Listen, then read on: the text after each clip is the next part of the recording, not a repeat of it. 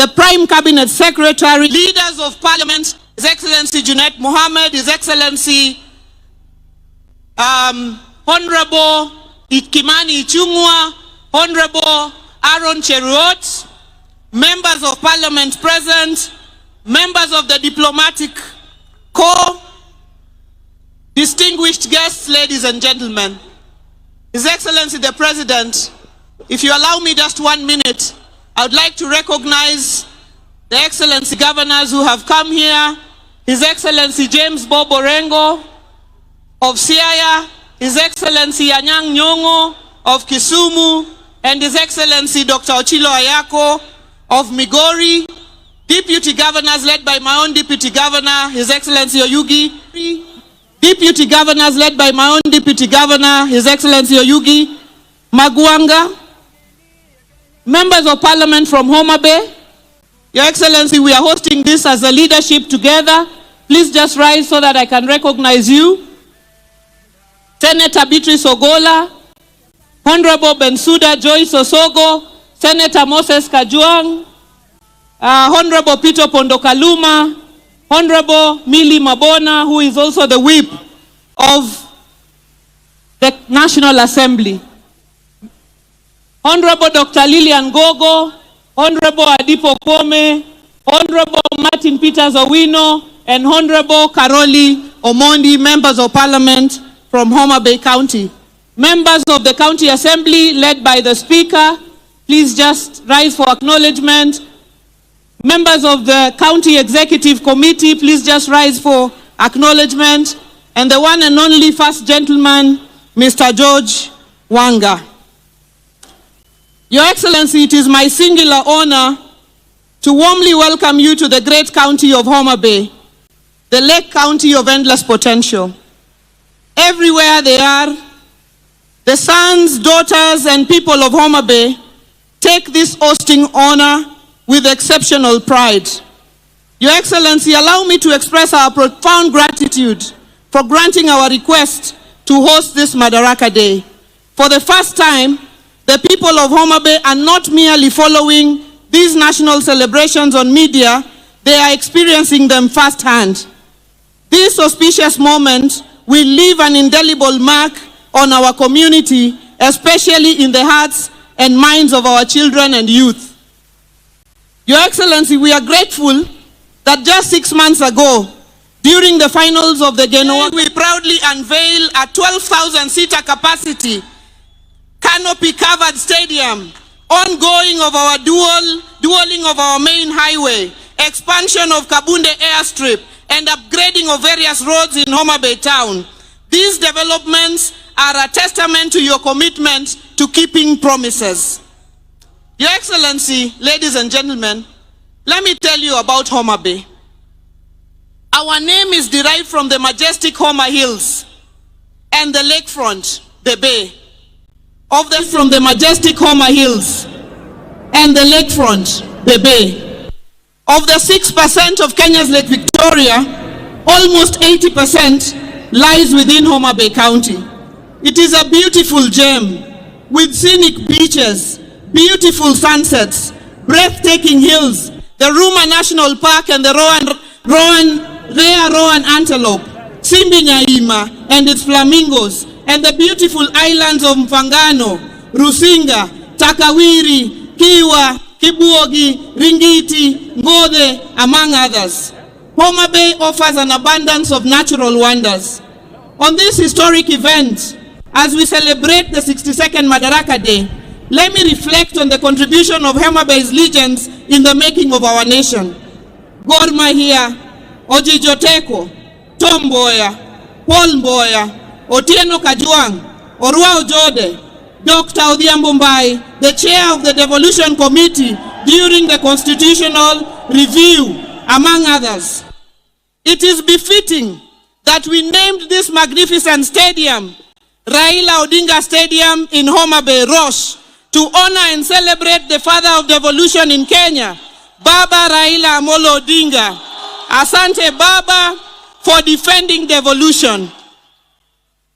Ladies and gentlemen, in celebrating women's leadership, As a member of the G7 Women Governors Caucus, we are delighted and inspired to be joined today by our guest, Madam President, Her Excellency Natasha from Slovenia, the only country in the world with love in its name.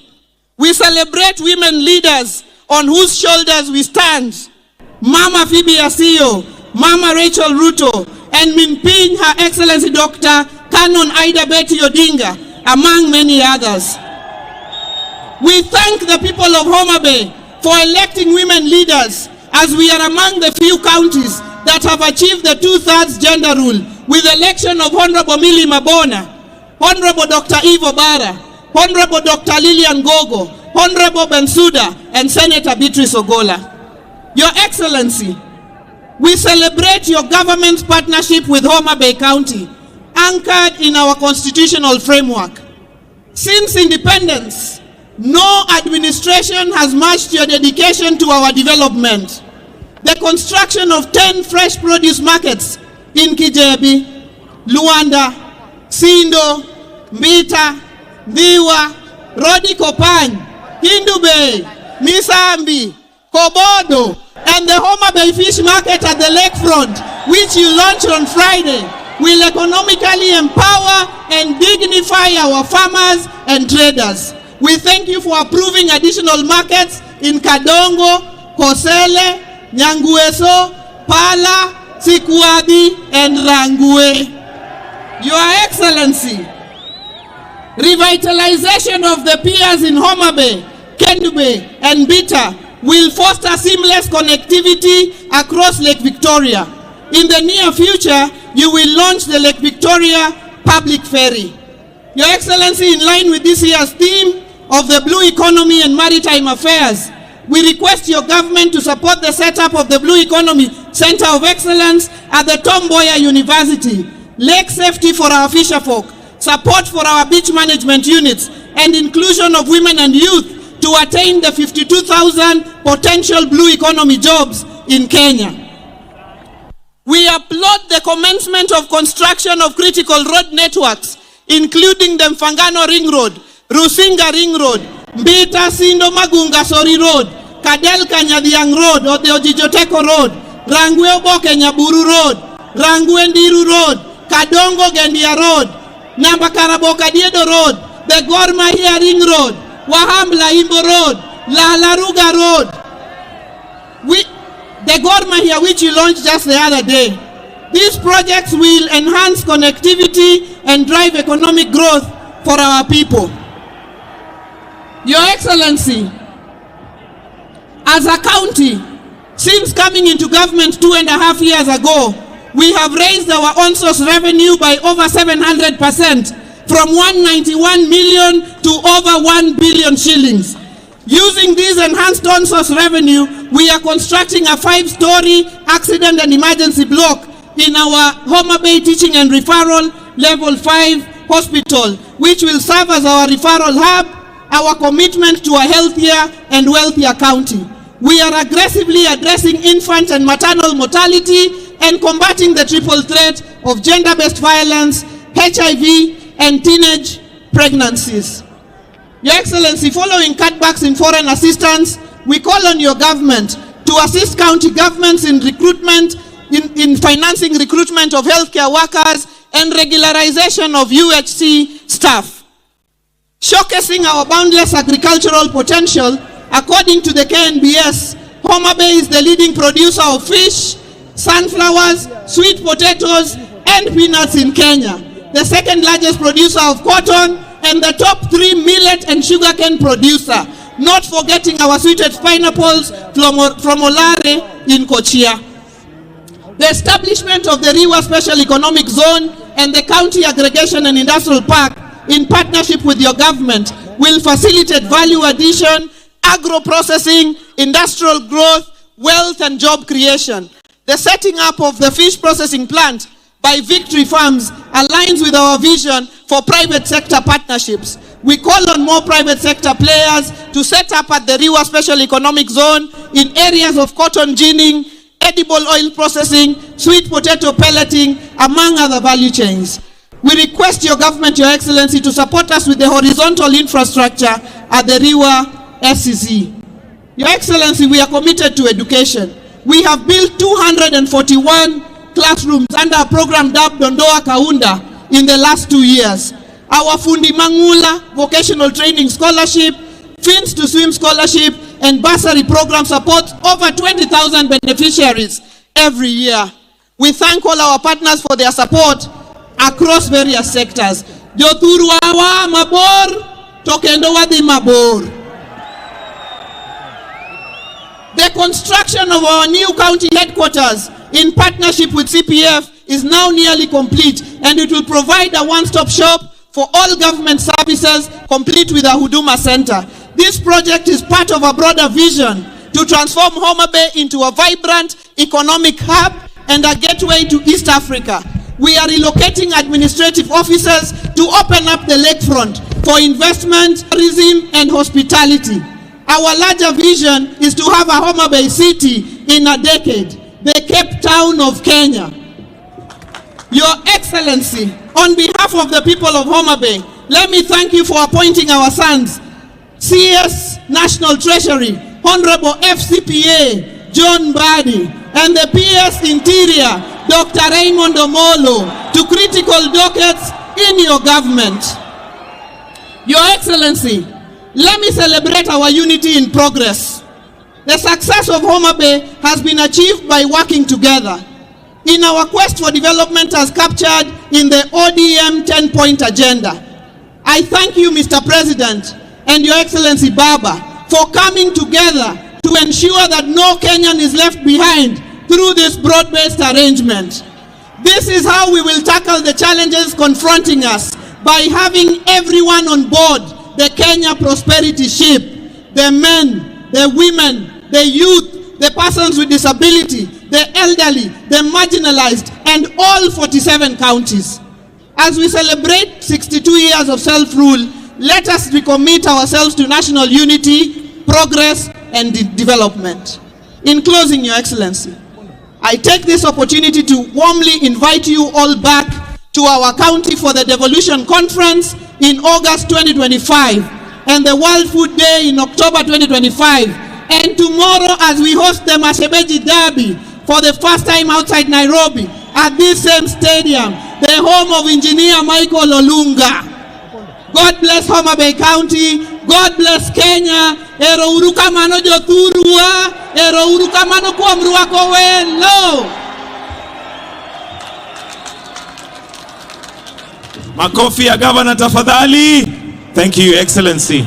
Your Excellency, sir, before Her Excellency invites the Deputy President, allow me to give PS Hinga a few minutes to give us an update on where we are with affordable housing. Tumpigie makofi PS Hinga akija kunena machache.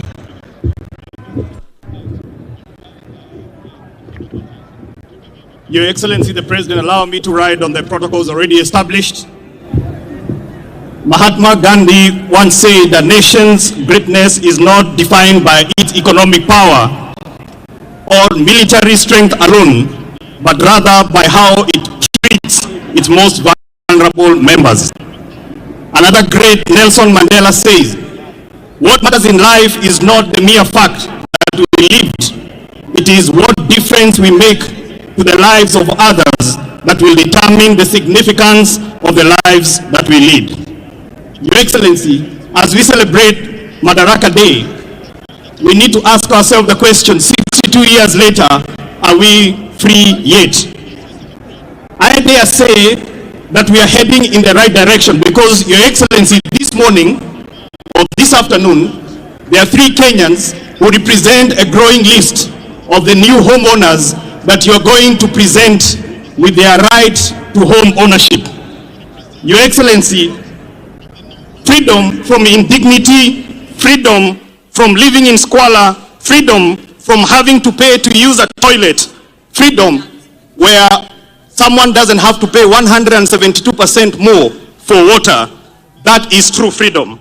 Your Excellency, allow me to invite the 3 that represent the new homeowners. I have Damaris Adoyo Ochele, Damaris. Your Excellency, Damaris is a county administrator in the county of Homa Bay, and she is a homeowner. I would like to request that Your Excellency, you come in front with your permission so that you can be able to present her with her right to home ownership. Damaris, come on, tuwapigie makofi Damaris tafadhali. Damaris, asante sana, utangoja hapo pia. Your Excellency, ngoja tu hapo. The next person I want to invite is Victor Okoyo. Victor ni yule jamaa unasema wa kubonyeza computer dola inaingia. Victor is also able-bodied differently, and that means, Your Excellency, that we are still taking care of the most vulnerable people in our society. Victor is a new homeowner. Thank you so much. Makofi kwa Victor. Last but not least, we have Helen Osala. Your Excellency, that face I'm sure is familiar because Helen, she's one of the ladies that had the pleasure of cooking for you fish the other day. She is a true testament of what you talked about bottom up. When you talked about you're going to build serikali na mama mboga na watu wa boda boda. Asante sana for dignifying Helen.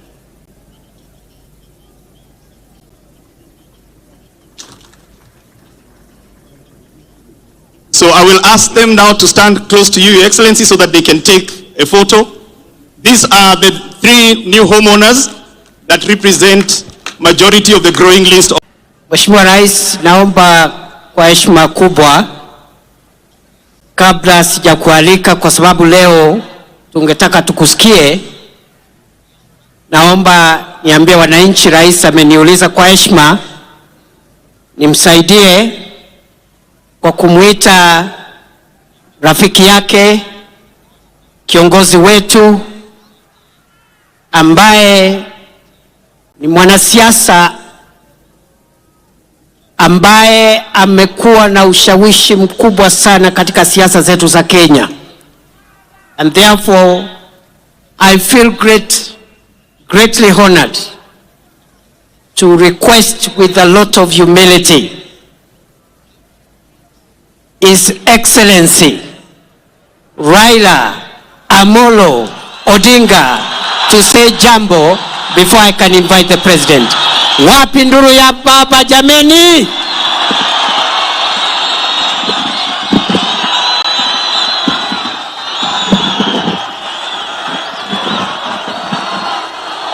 Haya.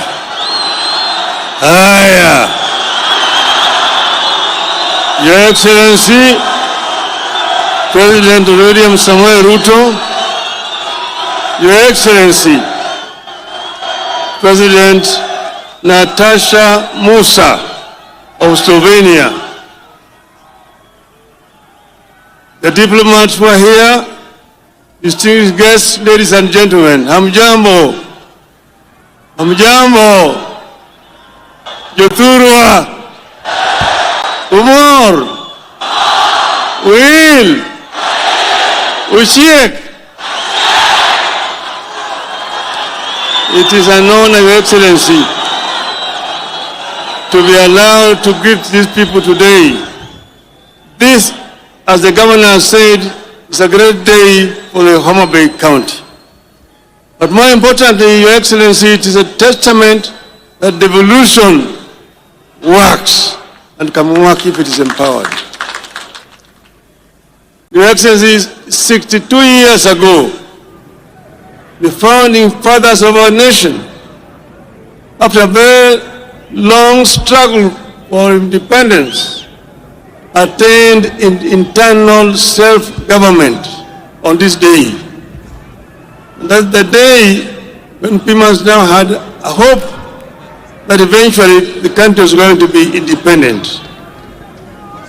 They went on further to coin the Kenyan dream in our national anthem.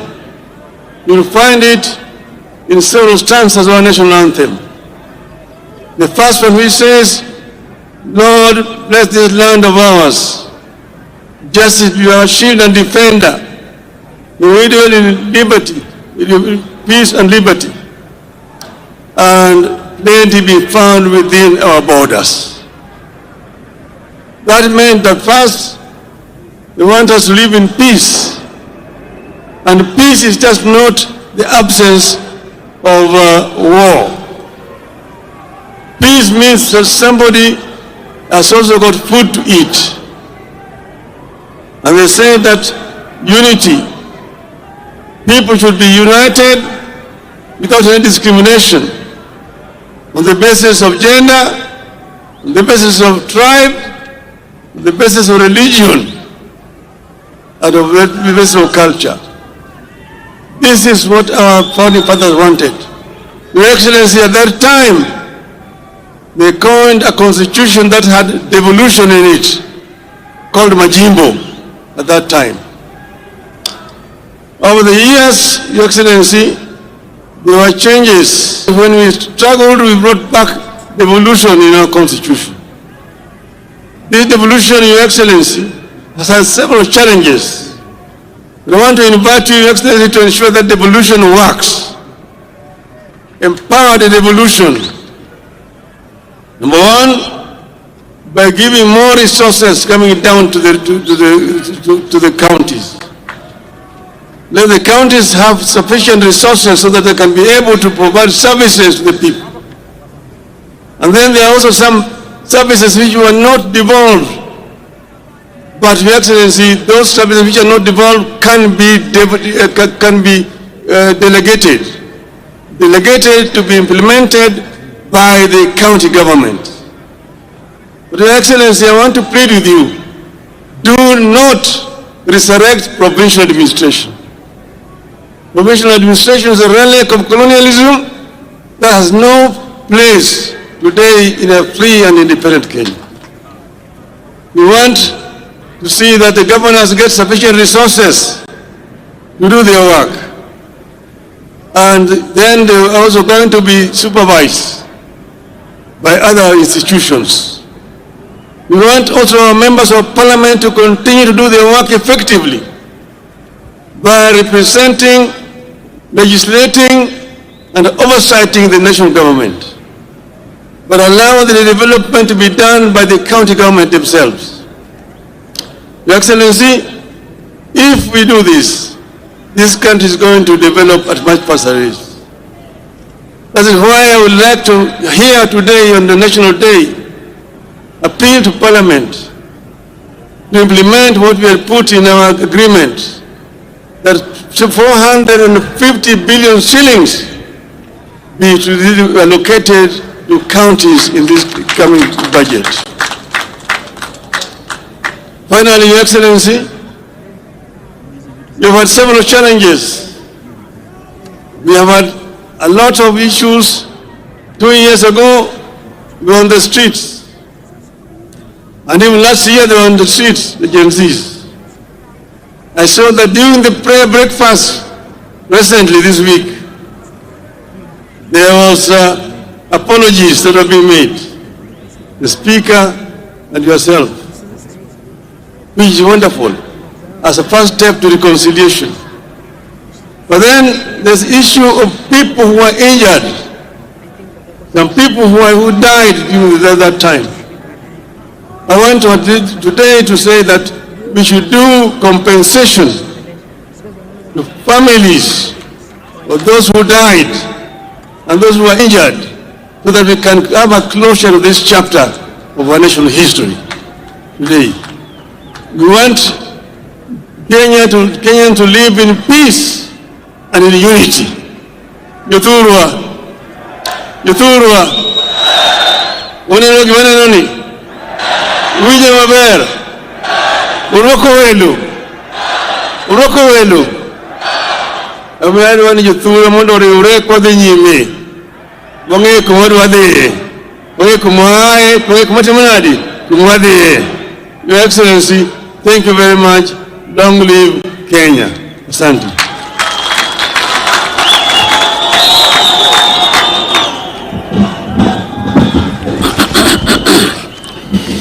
Your Excellency, before I invite you,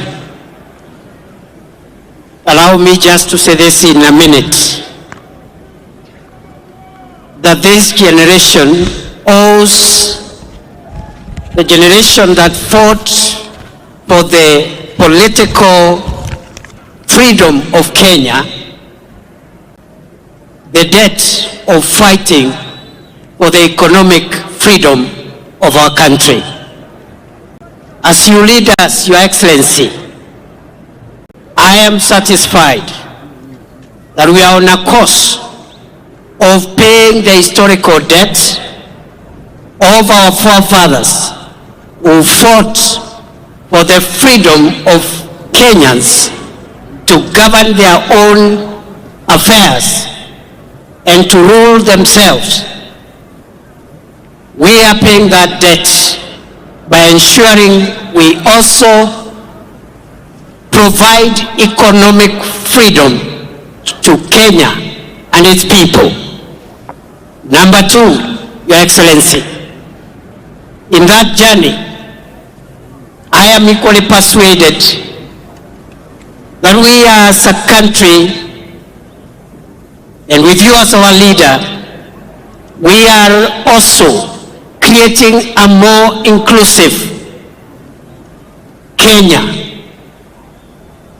From an economic standpoint, for a long time, the investment of national resources, especially in supporting the value chains from where the majority of our people derive their income, those resources have sometimes forgotten certain sectors. I am glad, under your administration, Your Excellency, we are spending more money, not only to strengthen the traditional value chains in tea and coffee and all the other important crops grown in our country, not just in livestock development, but we are also spending enough resources to provide support to fisher folk and make sure our country maximizes from our blue economy resources. Finally, Your Excellency, as we live and travel this journey, it is also clear on us that between yourself and His Excellency Raila Odinga, you are speaking to our nation so that we can forge closer ties among ourselves as citizens of Kenya, reduce barriers brought about by politics, ethnicity, religion. And going forward, Your Excellency, we look forward to your partnership, yourself and His Excellency Raila Odinga and the rest of us who are fortunate to be in leadership positions to build a more united Kenya, a more inclusive Kenya, where one's place of birth, religion, ethnicity doesn't have to count. Rather, their merit and what they bring on board in the contribution of our national development is what matters. I want to appeal that we also bring on board all generations so that the younger people, the older people, the children, and even the generations to come, we all find ourselves in that one ecosystem because we all belong to this country. No generation is superior to the other. The older people have a role to play. The younger people have a role to play. Our children have a role to play. Even the unborn, when they arrive in the world through Kenya, they will have a role to play. Nakushukuru Mheshimiwa Rais, na mimi nataka nikuambie nitaendelea kusaidia vile unajaribu kuunganisha Kenya. Nimshukuru mzee wetu Mheshimiwa Raila Odinga ambaye ni kiongozi, amesukuma siasa ya Kenya kwa muda mrefu before some of us even arrive in the scene. But he is courageous enough, patient enough, all the time to consider Kenya greater than each one of us. Na kwa hayo mengi, Mheshimiwa Rais, allow me, fellow Kenyans, that we be upstanding as we invite President William Ruto to come and address us. Wapi shangwe na vigelegele jameni? Asanteni sana. Welcome, Mr. President.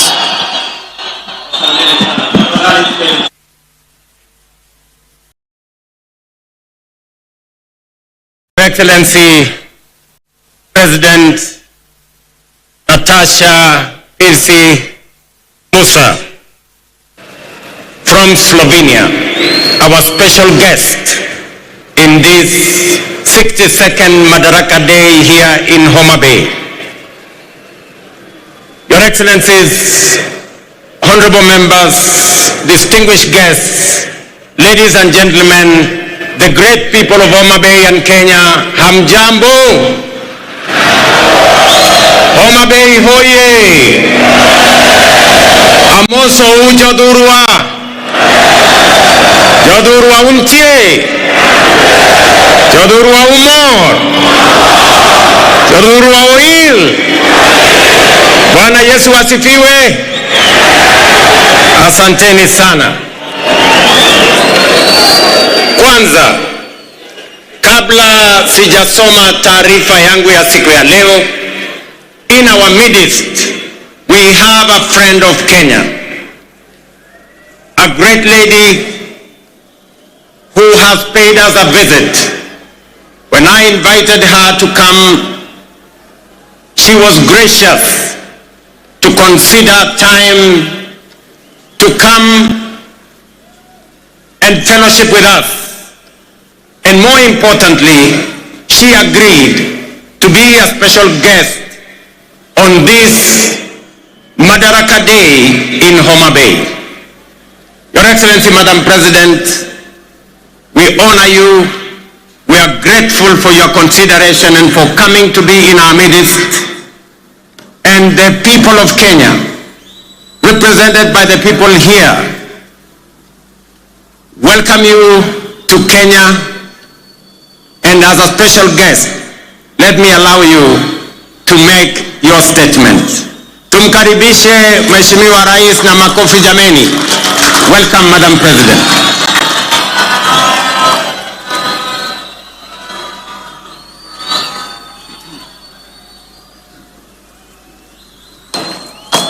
Hello, everybody.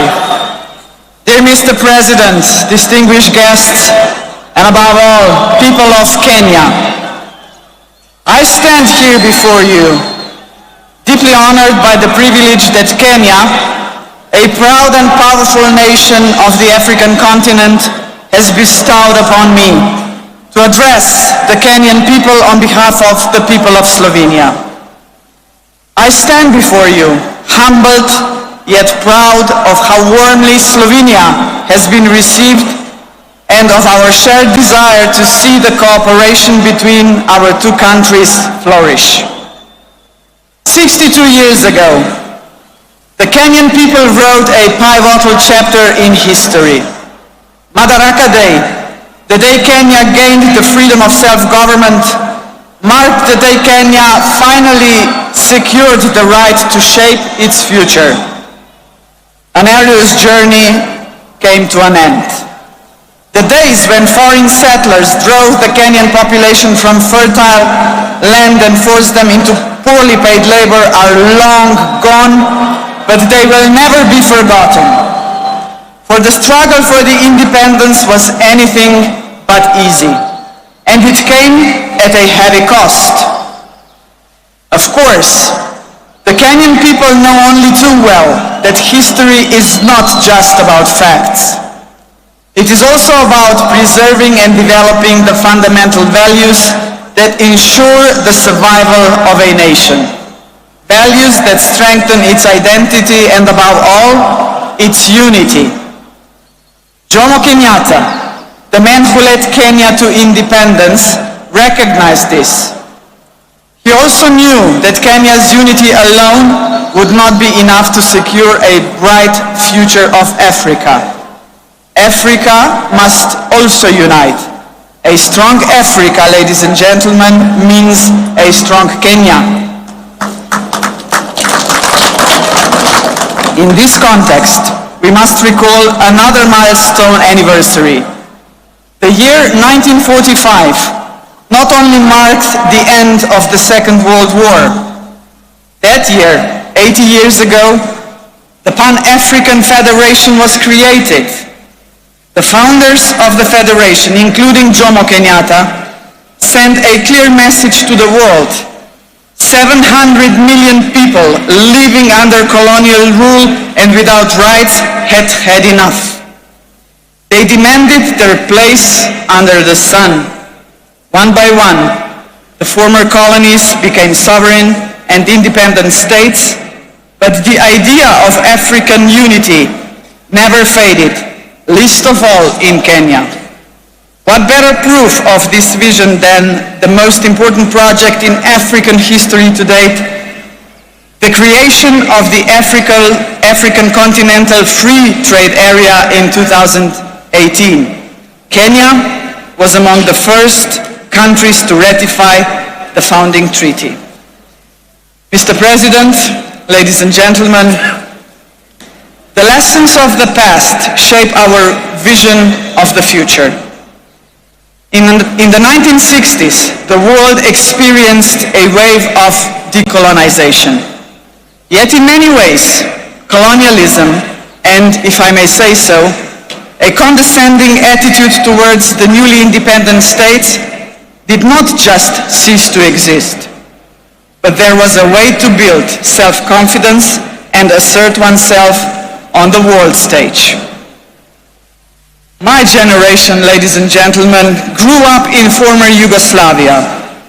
We still remember the non-aligned movement of the Cold War era, a large and respected group of countries, including Kenya, that defied the interests of the superpowers and former colonial powers. That spirit of non-alignment was vital then, and it remains relevant today. We live in a world where both old and emerging powers are yet again shaping the world before our eyes. All the rest of us, the smaller countries, must not just passively observe these developments. We must ask ourselves, what about us? Are we ready to raise our voices? And Mr. President, we are ready. Both our countries are preparing for the future, and we have chosen the right path. Sustainable economic growth, protection of rich biodiversity, a strong will to keep pace with rapid scientific development, a commitment to multilateralism, to international cooperation and tackling common problems. These are the values that unite us. As you know, Slovenia is currently serving as a non-permanent member of the United Nations Security Council. Our diplomats take their role seriously and responsibly. They speak out whenever injustice is done to people all over the world, whenever innocent lives are lost. Kenya, too, brings a rich, in many ways unparalleled experience in multilateralism. The international importance of the country is reflected in the fact that several United Nations agencies are based here. Both our countries believe in multilateralism because peace, justice and prosperity should not be the privilege of some at the expense of others. We are, after all, an international community, and in a community we look out for one another. And in a community, solidarity matters. In a community, cooperation must be our goal, not selfishness. In a community, peaceful settlement of disputes, not wars, must be the norm. Only such a united community will be capable of confronting the world's most urgent challenges, such as poverty and climate change, lack of access to basic needs, and social exclusion. This is why we should be proud that there are several projects in which Kenya and Slovenia are working together to support each other in tackling this kind of challenges. Dear Mr. President, dear people of Kenya, the Slovenian people celebrate Madaraka Day with you. We are a young country, but we too have our own story of struggle for independence. We celebrate with you because we are both proud and confident nations, nations that revere the past yet look firmly to the future. We must not be discouraged by the troubled world in which we live. We should look for opportunities that lead to a strong economy, scientific progress, innovation, and environmental protection. Unity and determination have brought us this far. They will take us even further. As late Kenyan and African literature giant Ngugi wa Thiong'o had said in his dreams in a time of war, believe in yourself is more important than endless worries of what others think of you. Value yourself and others will value you. Validation is best that comes from within. Happy Madaraka Day. Asante sana.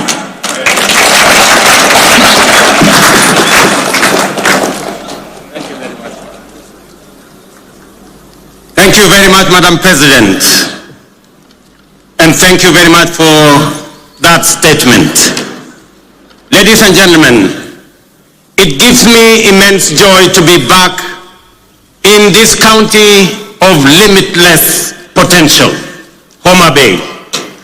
It has been 62 eventful years since we took this historic step towards full independence through our hard work, determination, and self-belief.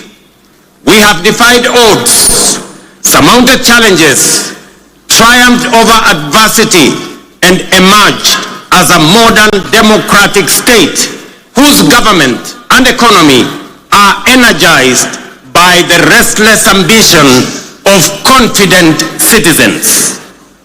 Our forefathers knew, as we do, that we, the people, are the foundation, the pillars, and the engine of this nation, and that only we can do the work of building the Kenya we want. More critically, we understand keenly that this country is our home, and we have no other. This is why, wherever they go all over the world, Kenyans never forget their homeland and vigorously contribute to nation building. We are acutely aware that although we have given a decent account of ourselves since the first Madaraka Day, we are quite far from where we ought to have reached. It is time for us to reflect on the state of our collective self-belief as a people, because without it, we lose all the opportunities that come with Madaraka. We all know that Kenya is not short of imaginative strategies and bold visions. In fact, so good are some of our plans that other countries have successfully implemented them and achieved impressive progress. Our biggest problem has always been one of implementation and execution. The faith to believe in our plans for change, the courage to execute, and the patience and focus to get it done. Some do not believe that we deserve the good that comes with positive change. Others think we are too poor or even in the wrong part of the world. Yet still, others do not want to see changes that benefit ordinary people or make life better for everyone. Today, ladies and gentlemen, I want to persuade the doubters, that no one else is going to bring change except us, and that the only way to build the Kenya we want is by embracing change, however uncomfortable it may seem at first, and that we must possess the self-belief individually and collectively to approach our tasks boldly, confidently, and with determination in order to deliver new, more and better, sooner rather than later.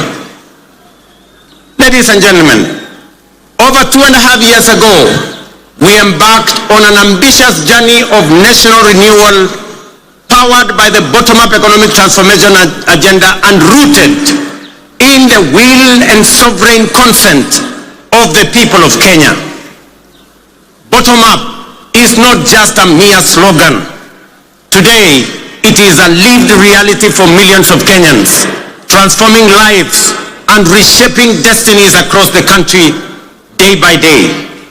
This agenda is the expression of a deeper yearning among Kenyans to take control of their own fate and break free from a long history of hopelessness, dependence, and exclusion. This renewal of our commitment to deliver on the fundamental mandate of Madaraka is inspired by the enduring spirit of self-determination through which we vow to give ourselves not only what was denied us during colonialism, but also what every citizen and every human being deserves. That is liberty, dignity, security, and opportunity. Madaraka affirms our collective faith, shared across generations of Kenyan patriots, that through hard work, innovation, and resilience, our farmers, traders, young people, workers, and professionals will rise to the occasion. With the strength of our imagination and effort, we can and must transform this nation with the imagination of our own minds and the work of our own hands. I speak to you today with a deep conviction that our country is firmly on the path to stability and progress. We have weathered turbulent times, navigated serious challenges, and through courage, policy decisions pursued with resolve, we have not only stabilized our economy, but also charted a clear course to long-term prosperity. Since August 2022, Kenya has recorded an average annual growth of an average of 5%, outperforming the global average of 3.3% and the regional average of 3.8%. Just last month, the International Monetary Fund projected our GDP to reach US dollars 132 billion. That is 17 trillion Kenya shillings, making us the largest economy in our region and the 6th largest economy in our continent. At the same time, inflation has declined sharply from 9.6% in October 2022 to 3.8% in May this year, well below our target of 5% and bringing welcome relief to households and businesses. This reflects the strength of our economic fundamentals and the impact of our bold reforms. During the same period, the shilling appreciated by nearly 20% against the US dollar, from Kenya shillings 162 to Kenya shillings 129, making it one of the best performing currencies in the world. The central bank rate has decreased from 13 to 10%, lowering the cost of borrowing and spurring private sector activity. Additionally, our foreign exchange reserves now stand at US dollars 10 billion, extending our import cover from 2.5 to 4 months. Ladies and gentlemen, the affordable housing program stands as a powerful symbol of the socio-economic transformation underway across Kenya. Last week, I had the privilege of handing over keys to the first 1,080 social housing units in the new Mukuru estate in Nairobi. As I said then, while it was a life-changing moment for the new homeowners, it was equally one of the most profound and consequential days in my political career to witness how a deliberate government policy can uplift lives, restore dignity, and offer hope to communities that have long lived on the margins of our society. Vulnerable, forgotten, and neglected. It also marked a proud milestone for Kenya and demonstrated that ambitious national programs can be successfully implemented to deliver tangible benefits to ordinary citizens and fundamentally reshape our understanding of meaningful change. To see families move from the hardship of overcrowded slums to the relative comfort of permanent homes, complete with electricity, running water, and clean cooking gas, was a powerful reminder of what pro-people policies can deliver and the great things we can achieve together when we focus our thoughts and energy on possibilities and action rather than obstacles and doubt. A little over 2 years ago, many were skeptical when we said that ordinary Kenyans can begin owning homes through a rent-to-own model using the same amount they pay in rent. Today, that bold promise is being fulfilled. We saw the joy of Cherusha Mudhoni, a mother of 3, grandmother of 4, and second-hand clothes trader from Mukuru kwa Ruben as she stepped into her new home. Here in Homa Bay County, the county of limitless opportunities, just 2 days ago, I had the pleasure of handing over keys to the first occupants of 110 affordable housing units at Boma Yangu Housing Estate right here in Homa Bay. Among the new proud homeowners, some of whom are with us here today, were Kennedy Otieno Odede, a border writer, Helen Atieno Osala, a mama samaki at the new modern fish market here in Homa Bay, Geoffrey Othiambo Nyasuda, a Jua Kali fabricator, and Vincent Ocheng Onyango, a security guard. The journeys of new homeowners like Cherusha Mudhoni in Mukuru, Kennedy Odede here in Homa Bay, and thousands of others across the country, from the dehumanizing squalor of informal settlements to the security and pride of permanent homes, stand as a powerful testament to the transformative promise of bottom-up empowerment. They prove that with vision and resolve, courage and conviction, we can lift even the most forgotten among us into lives of dignity, hope, and limitless possibility. Ladies and gentlemen, if you didn't understand what we meant by bottom-up, now you do. If you didn't believe, now you believe. And if you thought it was a fantasy, as contributors to the housing levy, you are now witnessing and making history that will be remembered for generations to come in the history of Kenya. We are firmly on course to delivering 150,000 housing units under the Affordable Housing Program, which have been under construction since September 2022, with 11,000 units already available for occupation. Very soon, I shall be handing over keys to new homeowners in Bahati in Nakuru, in Elbakon in Nakuru, in Mabera in Kuria West, in Mgwen in Nandi, in Milimani in Kakamega, and also in Vihiga counties, Nanyuki, and many others across the country. The bottom-up transformation is reaching every corner of Kenya, leaving no one behind.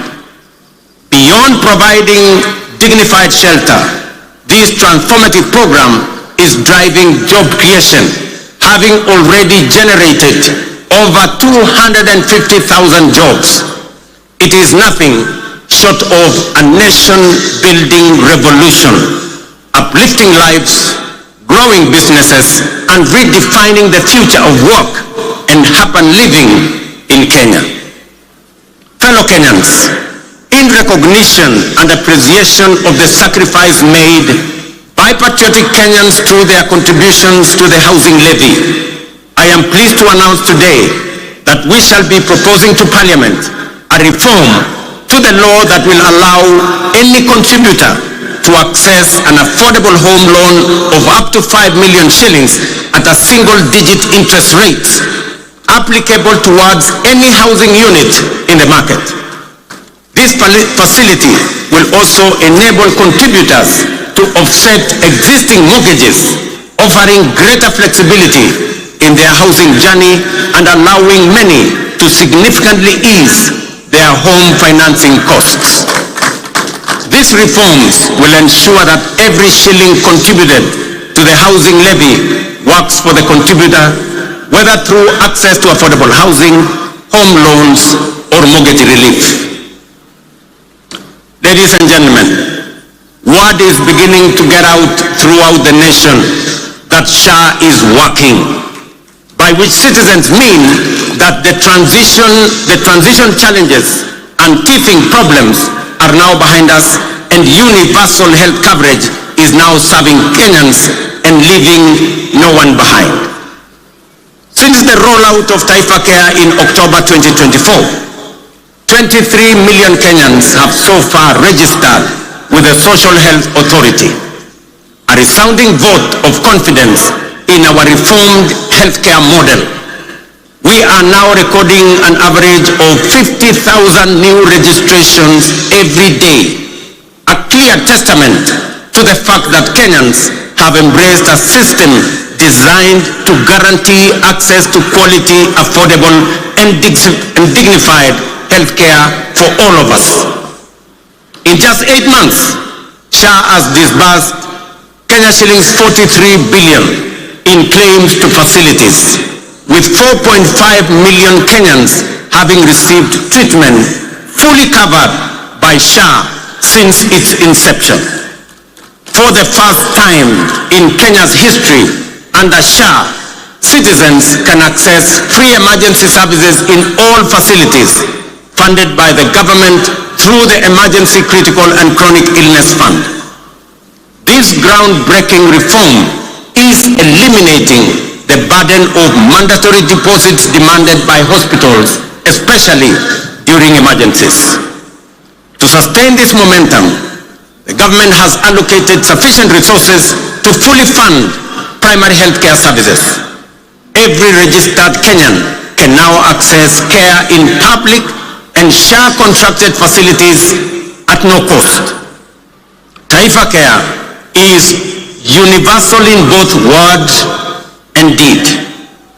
These healthcare services deliver transformation goes beyond the magnitude of numbers or of new beneficiaries to real impact on citizens.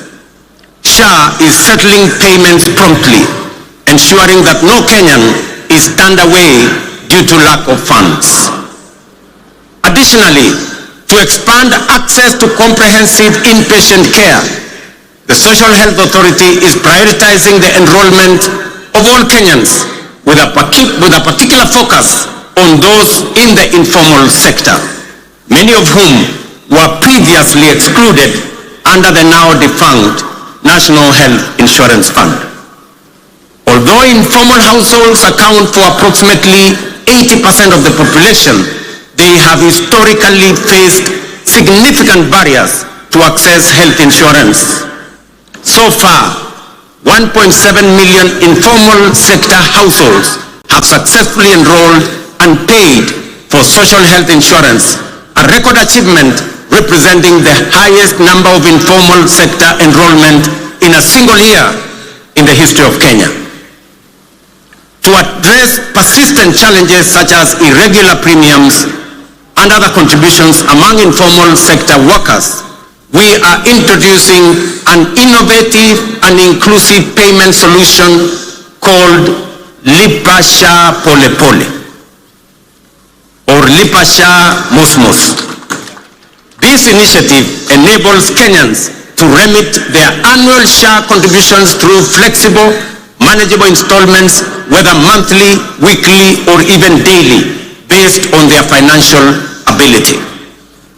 It ensures families maintain continuous health coverage without financial strain, while simultaneously promoting the sustainability of the health insurance fund.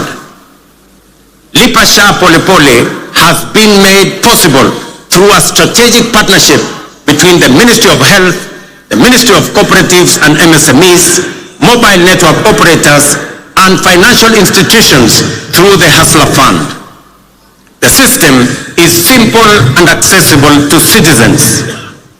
Citizens can dial *147# and follow the prompts to enroll and begin their contributions immediately. In addition to enhancing access to health insurance, we have prioritized the availability of essential medical equipment in public health facilities. Moving away from the previous managed equipment services model, which placed maintenance and service delivery responsibilities solely on county governments.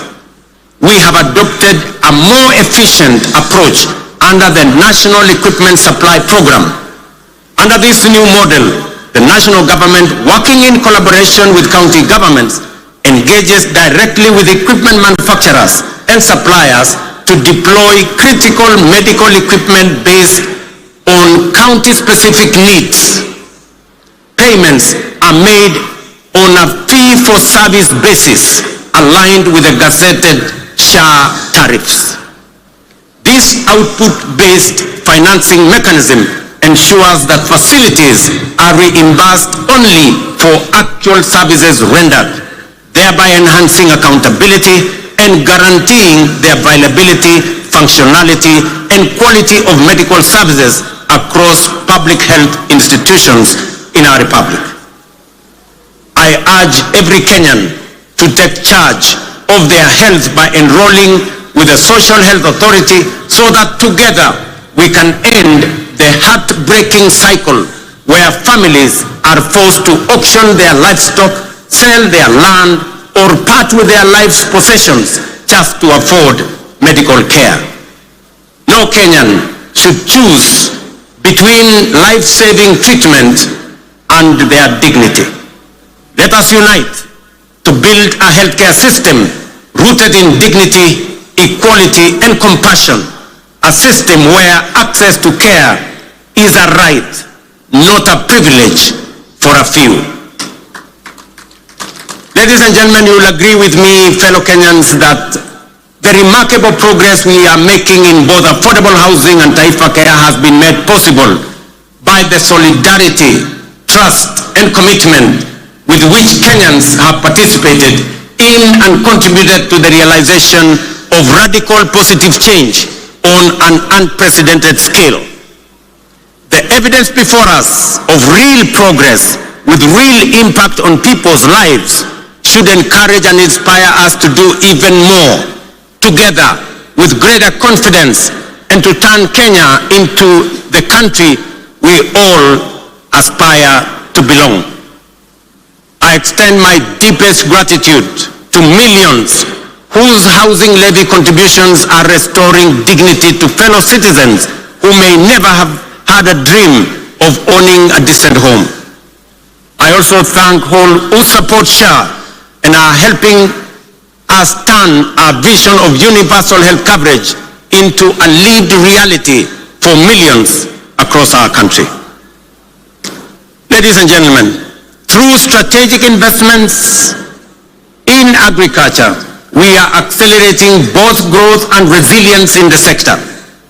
Fertilizer subsidies have boosted food production by 50%, while reforms in the coffee and sugar sectors have revived local industries, enhanced farmers' incomes, created jobs, and reinvigorated rural economies.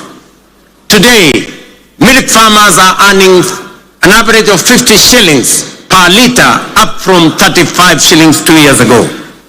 Coffee farmers are now earning up to 150 shillings per kilo, a remarkable increase from an average of 65 2 years ago.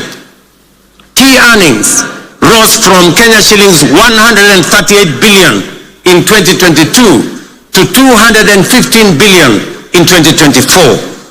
Sugar production surged from 490,000 metric tons in 2023 to 815,000 metric tons in 2024, enabling us to reduce sugar imports by 70%, while increasing farmers' earnings from 50 billion to 90 billion.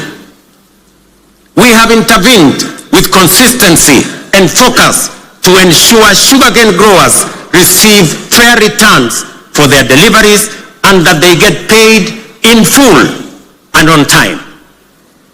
To anchor these gains sustainably, we must recognize that increasing the efficiency of milling plants is central to farmers' interest. Efficient mills are more profitable and offer farmers optimal returns. Conversely, outdated mills, some of which run on plants that are over 50 years old, recover only 1 ton of sugar from nearly 20 tons of cane, shortchanging our growers and robbing them of their sweat.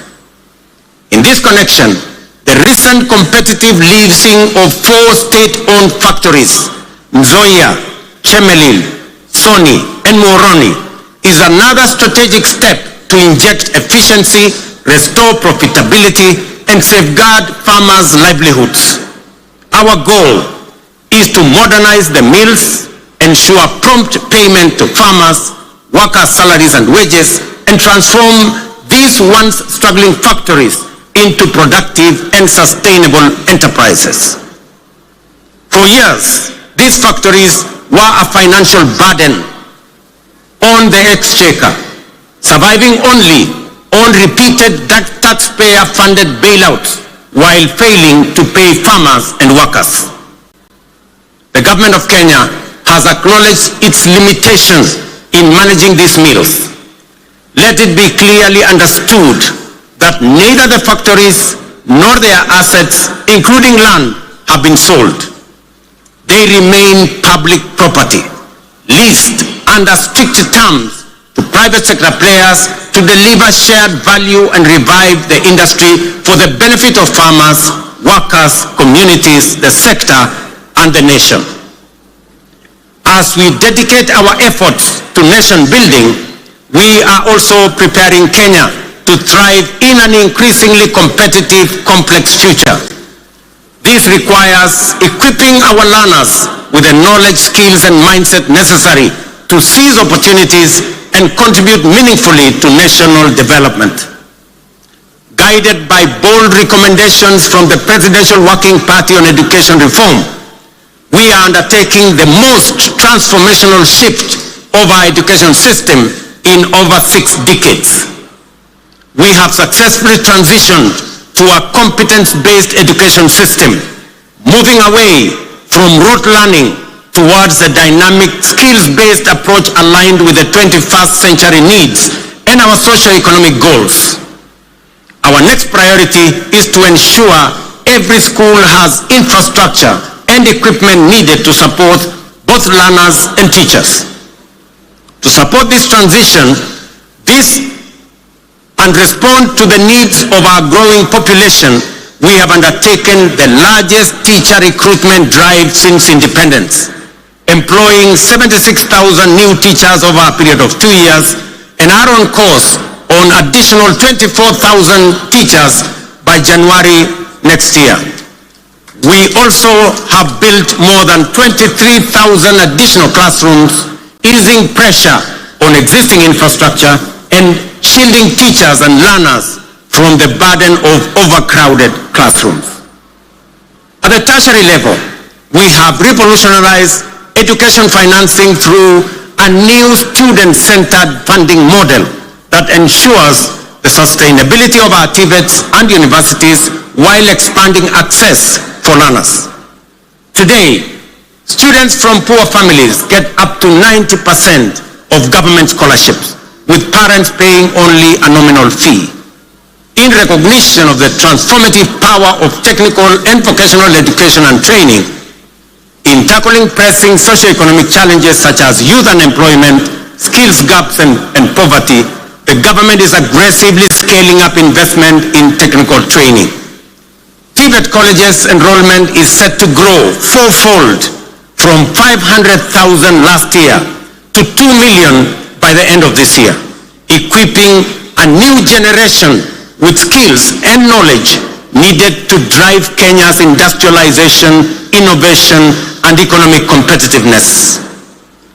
Ladies and gentlemen, to further empower ordinary Kenyans and small businesses with affordable credit, the Hustler Fund has supported over 25 million borrowers, disbursed 70 billion, and mobilized 4.5 billion in savings. It has also introduced a revolutionary credit rating system that is transforming access to finance for millions who were previously excluded from the formal financial system. The Hustler Fund credit rating system is designed to offer fair and transparent assessment of creditworthiness. It serves as an alternative form of soft collateral for individuals at the base of our economy, the historically excluded majority who lack access to formal financing guarantees such as payslips, title deeds, or other traditional forms of collateral. To date, over 4.5 million beneficiaries with strong credit scores have been qualified for increased loan limits. Notably, 400,000 of them are now eligible for loans of up to 150,000 without any other collateral except their credit score, bringing them into direct engagement with commercial banks. This effectively integrates them into the mainstream financial system, unlocking greater economic opportunities for them. As part of this financial empowerment program for those at the base of our economy, I am pleased to announce that in recognition of the immense potential of our young people, their critical role in the economy, and their capacity for creativity and innovation, the government of Kenya has partnered with the World Bank to roll out the 20 billion National Youth Opportunity Towards Advancement Project, commonly known as NYOTA. This initiative aims to empower over 800,000 young people aged between the ages of 18 and 29 years, and up to 35 years for those with disabilities, by enhancing their employability through skills, training, on-the-job experience, recognition of prior learning, and entrepreneurial development, and the promotion of a savings culture. The NYOTA project leverages the Hustler Fund platform and has already attracted over 1 million applicants for its business support component. This initiative targets at least 70 young people in every ward across Kenya, offering grant funding, business training, and market linkages. We have committed 5 billion Kenya shillings in grants to support 100,000 young people. Each will receive Kenya 50 shillings grant in seed capital to start their entrepreneurial journey by August this year. I am equally pleased to report to the nation that effective this week, we will commence the nationwide rollout of Climate Works, a bold and ambitious initiative aimed at engaging over 110,000 young people across the 47 counties in meaningful work that strengthens their nation's resilience, beginning with informal settlements. Launched last year in Nairobi, the program has recorded significant success and is now being expanded to the remaining 46 counties. Structured as a social protection program, Climate Works will engage youth to deliver vital public goods, including the construction of roads, the planting of trees, and the improvement of environmental sanitation within their localities. Through Climate Works, we are not just offering a paycheck for today. We are providing financial relief and a bridge to future opportunities, enabling young people to pursue their next steps, whether in launching a business, furthering their education, or stepping into long-term employment. So vijana wa Homa Bay mujipange, kuanzia next week, ile ilikuwa inaitwa kazi mtaani, sasa itaanza Kenya mzima, na vijana 1,110 watapata nafasi ya kushiriki katika kazi hiyo. Ladies and gentlemen, the blue economy is a central pillar of the bottom-up economic transformation agenda with vast potential for job creation, food security, revenue generation, and rural development. Many nations have leveraged their marine resources for prosperity. It is time for Kenya to do the same. That is why this Madaraka, themed around the blue economy and maritime affairs, is being marked here in Homa Bay, the bay of endless opportunities. When we speak of unutilized opportunities and untapped potential in the blue economy, Homa Bay in many ways mirrors the promise of Kenya itself. Kenya has the capacity to become a maritime powerhouse. It is time to act, time to do something bold, ambitious, and transformative with this opportunity. Recognizing this opportunity, the government of Kenya is prioritizing the blue economy as a key frontier for national socio-economic transformation. We are making deliberate and strategic investments in sustainable fisheries across lakes, dams, and oceans. A flagship initiative is the Kabonyo Fisheries and Aquaculture Services and Training Center of Excellence in Nyando. Once operational, it will produce 7 million fingerlings quarterly to restock Lake Victoria and drive research, training, and innovation. The facility will house a Nile Perch Innovation Center, an Aquaculture Resource Center, and the Kenya Fishing School, positioning Kenya as a regional aquaculture leader. Similarly, the Sagana Aquaculture Center is being modernized to serve as a national breeding hub to warm water species like Nile tilapia and African catfish. These initiatives will boost aquaculture productivity, improve nutrition, and expand livelihoods aligning with Kenya's Vision 2030 and the bottom-up economic transformation agenda to expand fish farming into arid and semi-arid regions. In Mount Kenya's highlands, the Kikanjo drought hatchery is being upgraded to resolve issues like fingerling shortages and high costs, ensuring trout farming remains viable in cooler regions. At the coast, the National Mariculture Research and Training Center in Shimoni, under the Kenya Marine and Fisheries Research Institute, is cultivating maritime species like milkfish, mud crabs, seaweed, oysters, and prawns. This initiative aims to create jobs and improve livelihoods for about 200,000 people across 5 coastal counties. The development of Liwatoni and Shimoni fishing ports will further expand deep sea fishing capacity to 24 vessels, fully unlocking our maritime potential. We have completed 7 modern fish landing sites on the Indian coast and 3 on the shores of Lake Victoria. Additionally, 5 more landing sites are under construction in the coastal counties of Kwale, Mombasa, Kilifi, Tana River, and Lamu at the cost of Kenya shillings 1 billion. Due for completion by September this year. 9 new landing sites are also planned around Lake Victoria in Kisumu, Busia, Siaya, Migori, and Homa Bay with a budget of Kenya shillings 1.5 billion. To strengthen the fisheries value chain, we are also building modern fish markets with cold storage and hygiene facilities. In the coast, markets are being constructed in Likoni, Malindi, and Kibuyuni. In Turkana, we are developing markets in Kalokol and Lowerangak, alongside fully equipped landing sites in Kalokol and Loyangalani. Collectively, these investments aim to cut post-harvest fish losses currently estimated at between 30 and 40% and create new economic opportunities for women and young people. The blue economy currently contributes 36 billion to our economy, which is only 0.6% of our GDP, but has the potential to contribute Kenya shillings 400 billion through both capture and culture fisheries.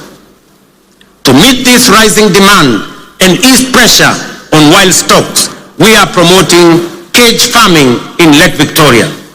As of 2024, over 4,000 cages have been established in Kisumu, Siaya, Homa Bay, Migori, and Busia, producing 12,000 metric tons annually, mostly of Nile tilapia. Ladies and gentlemen, over the past 2.5 years, we have constructed 1,800 kilometers of new tarmac roads and maintained over 134,000 kilometers, surpassing our target, unlocking markets, empowering rural communities, and supporting key sectors such as agriculture and housing. Discussions have been concluded on the extension of the standard gauge railway from Naivasha to Kisumu and onward to Malaba. Additionally, by July this year, construction will commence on the dual carriageway from Rironi to Mau Summit, eventually extending through Eldoret to Malaba. Ladies and gentlemen, as we often say here in Kenya, any time is tea or coffee time, which explains why instant coffee is a favorite for many. Yet we must all agree that while instant coffee is good, there are no instant solutions to the enduring and demanding tasks of nation building. Real change takes plans, persistence, and discipline. Promises must be followed by action and the willingness, discipline, and grit to do what is necessary day by day. Above all, we must overcome the fear of change, knowing that today's world demands courage, conviction, and bold leadership.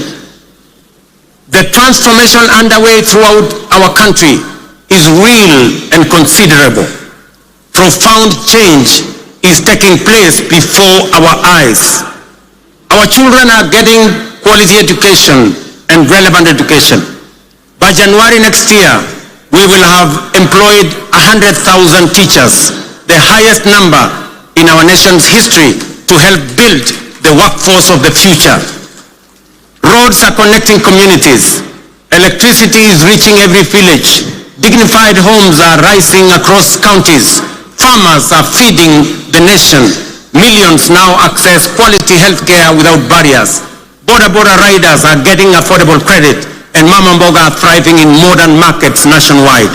This is bottom-up economic transformation in action. No longer a distant dream, but a lived reality for millions of hard-working Kenyans whose dreams are now within reach.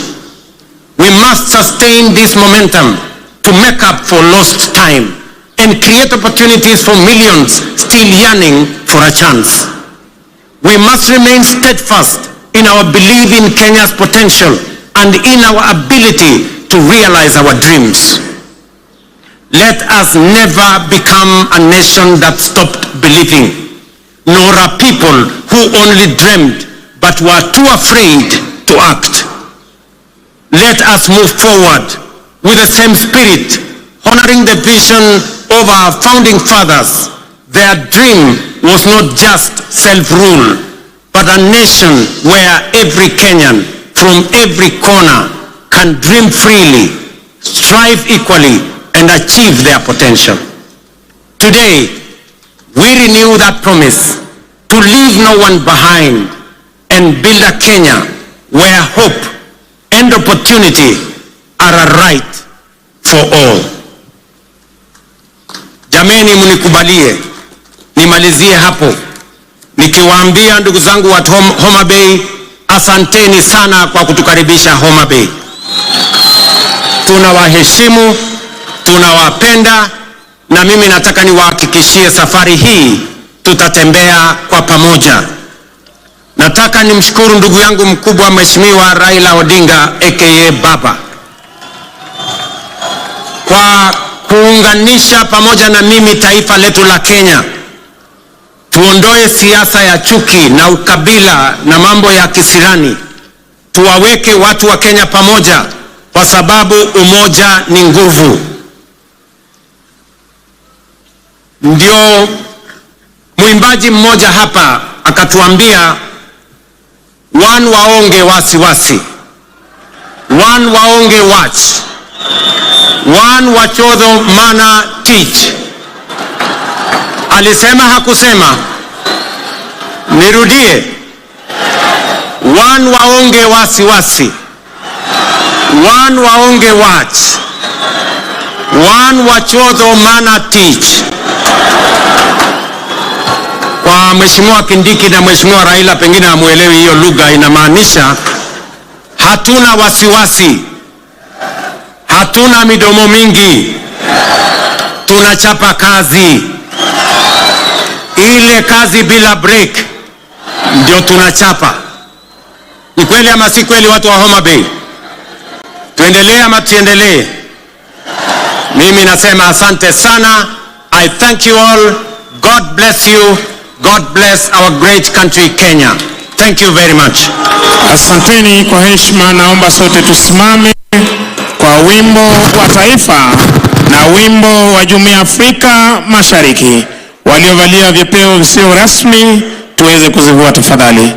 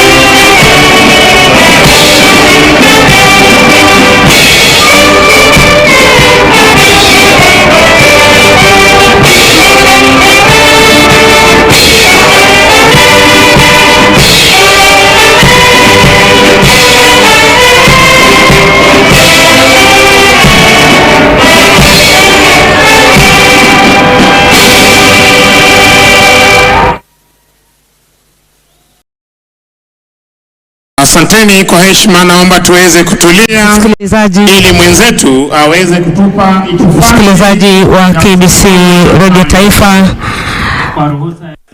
niombe viongozi wabaki wametulia kwenye jukwaa rasmi ili niweze kutangaza itifaki ya kuondoka.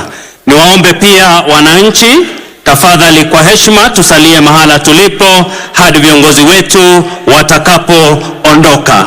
Niombe kutangaza kuondoka uwanjani kwa Rais wa Jamhuri ya Kenya Daktari William Samoei Ruto akiandamana pamoja naye mama wa taifa, wakisindikishwa na mkuu wa majeshi ya ulinzi Jenerali Charles Kahariri. Na wakati huo pia niombe gari ya Service Commanders iweze kukaribia. It is now my singular honor to announce the departure of Her Excellency Dr. Natasa Pik Musa, the visiting head of state and president of Slovenia.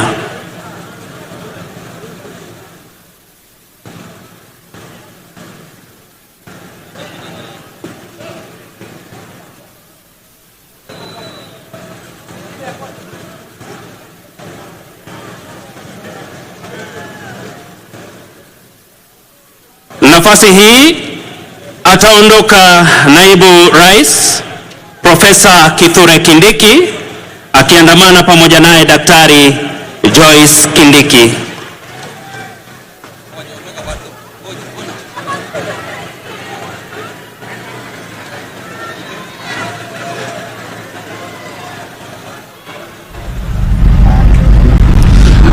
Well, a 45-minute riveting speech from President William Ruto, a speech that would definitely go for a scorecard for himself for the last 3 years since he took power.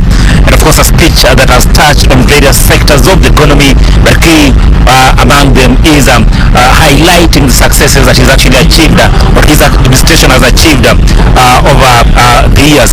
President William Ruto, of course, citing the fact that this country has never been short of well thought out policies that will transform the lives of Kenyans. But what has been lacking has been the fact that those that have been in administration successive years have lacked that courage, that boldness, that ability to transform those well thought ideas from paper into actualities.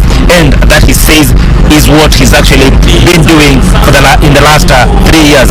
And significantly, of course, the president has started by giving examples of what he's done in the affordable housing sector, and of course just pointing out that indeed now Kenyans can actually see his vision, can actually see his thought out plan, that can actually see lives being transformed from people who are actually lacked dignity in terms of where they stayed in sprawling slums, in informal settlements, to now people who are actually owning houses and living comfortably. And the president saying that already they have around 150,000, they are targeting 150,000 units across the country, but as we speak right now 11,000 units are completed. He says that very soon, of course, he'll be handing out the complete units in Nakuru, in Nanyuki, Kakamega, Vihiga.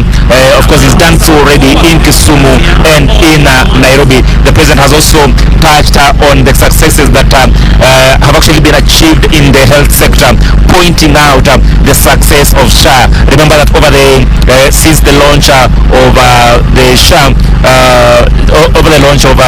since the launch of SHA, there have been mamas here and there over the functionality of that platform. But the president says that as days have gone by, the system has become more efficient, and more Kenyans, millions of Kenyans, have actually benefited from that platform. Also saying that at least 50,000 people enroll in that platform each day. Of course, an indication of exactly how successful that platform is turning out to be. The president has also cited the successes that is actually achieved in the education sector, the recruitment of teachers, 76,000 teachers, the very first time that has actually happened in the country since independence. And he says that he will be recruiting 26,000 more teachers in the coming days. But more importantly, he says that in the next phase of this project in the education sector will be the enhancement of the infrastructure across infrastructure in the education sector across the country. But also he says that some of the projects that have actually implemented in the sector in terms of the funding model has ensured that indeed kids who come from poor backgrounds can actually have their school fees paid.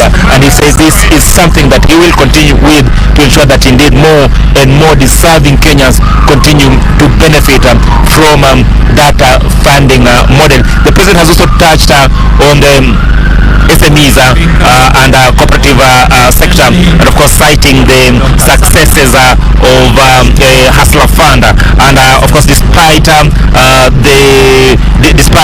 reports that have actually been coming out of defaulters, the president says that more and more Kenyans, about 4.3 million Kenyans have actually graduated into receiving higher loans, and of course that directly puts them in the right state to access bigger loans from financial institutions. Of course, this is what the president says that is a transformative agenda of the bottom-up economic agenda, and and he will continue with the same, and he hopes that indeed he will achieve the successes that he envisaged to achieve.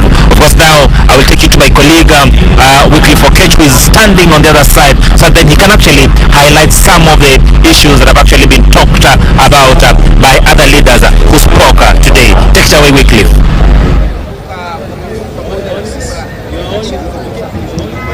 Well, very much thank you for keeping it to Channel 1 for the Madaraka Day celebrations that have been coming to you live from the Raila Odinga Stadium right here within the Homa Bay County, or Homa Bay Town within Homa Bay County. This is a day that the Homa Bay residents and the entire country have been looking forward to, and we have had the speeches from various speakers from the ceremony, whether the celebrations here. We have had the president speak, but beside him we have had the former Prime Minister Raila Odinga, we had the Deputy President Professor Kithure Kindiki, and also the special guest to this guest in this particular celebration, that is the Slovenian President, also making their remarks, and all of them have all urged for unity and peace, for collective growth for the entire country to move forward progressively, both economically and also in the political leadership. More specifically, Raila Odinga, who is the partner, President William Ruto under the broadest government. You all understand that the former Prime Minister Raila Odinga is a leader, quite a remarkable leader in this region, and is also had this speech. In that speech, he has called for the full devolution of resources to support the roles of the function, or rather the functions of the county government, for better service to the ordinary Kenyans. And that is where we wrap it up from this point. On this note, I'm handing you back to studio for the lunchtime news that was delayed due to this celebration. Keep it Channel 1 for the lunchtime updates. Wakaweza kuabiri buses. Tutukufu Kenya tunayoipenda, Kenya nchi tunayoipenda.